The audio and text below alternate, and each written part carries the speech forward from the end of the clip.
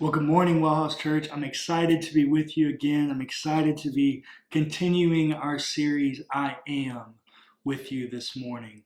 And as we've seen for several weeks, the way that Jesus personifies life in contrast to death and all the things that happen around us in the world that are classified as death is troubling.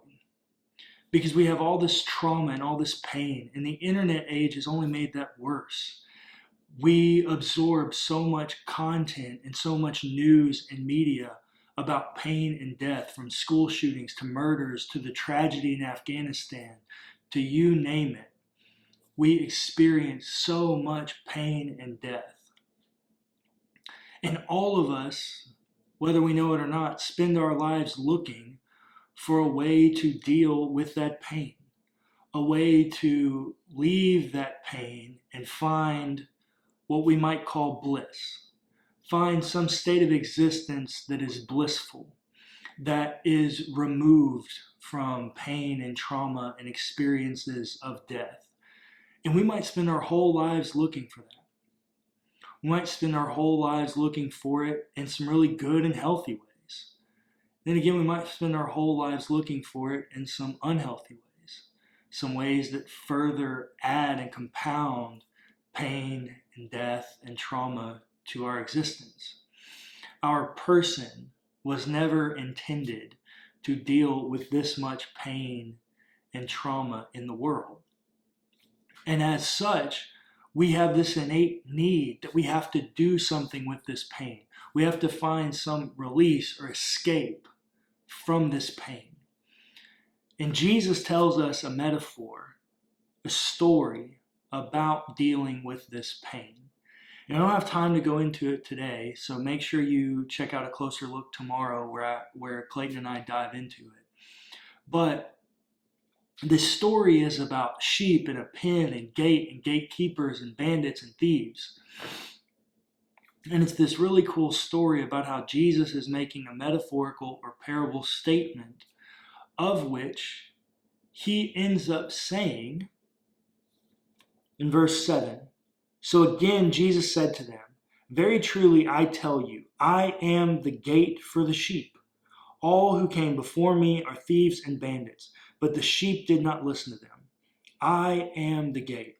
Whoever enters by me will be saved and will come in and go out and find pasture.'" If you think about that metaphor, that they will find pasture, isn't that all that we're looking for? Isn't that the totality of what we're looking for? Peace, harmony, unity amongst those like us that are cared for and safe. I think that is what we're all looking for. We're all looking to find that gate that allows us to find pasture.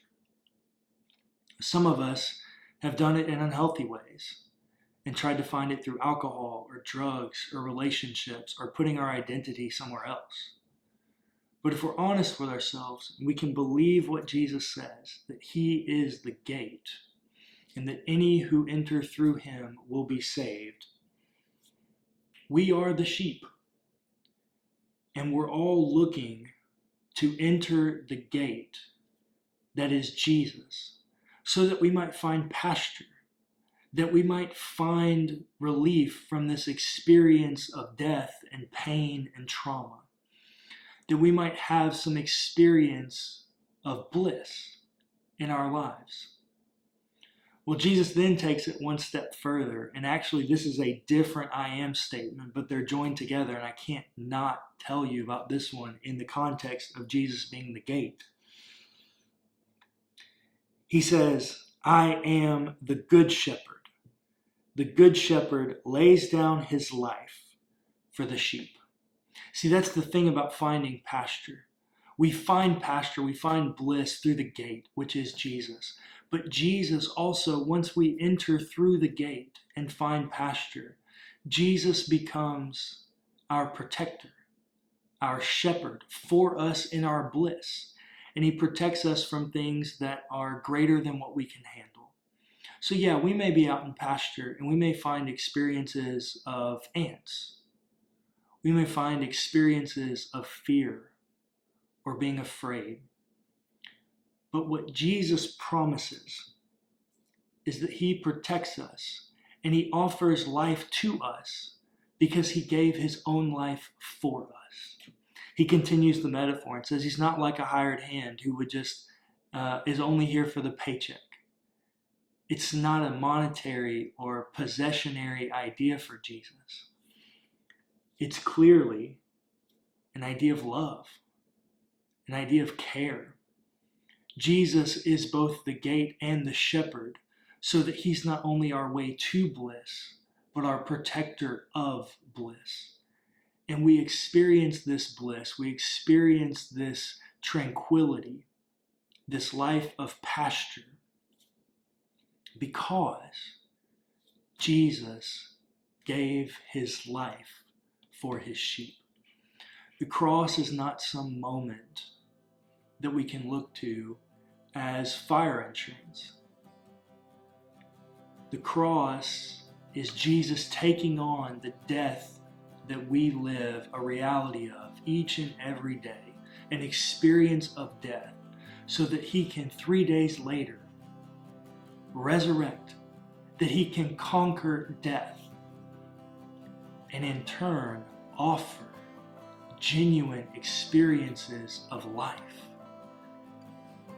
So the same one that is the gate that offers salvation is the shepherd who protects us in salvation. And it's a salvation from experiences of death that we live every day. But it's in those moments of living in bliss. There's absolutely a way to deal with pain and trauma. And the way to deal with that is through the person of Jesus, through the life that he offers. So today I want to ask you,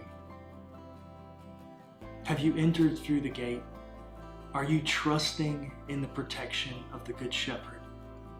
Are you living a life that has entered into salvation from death through the person of Jesus?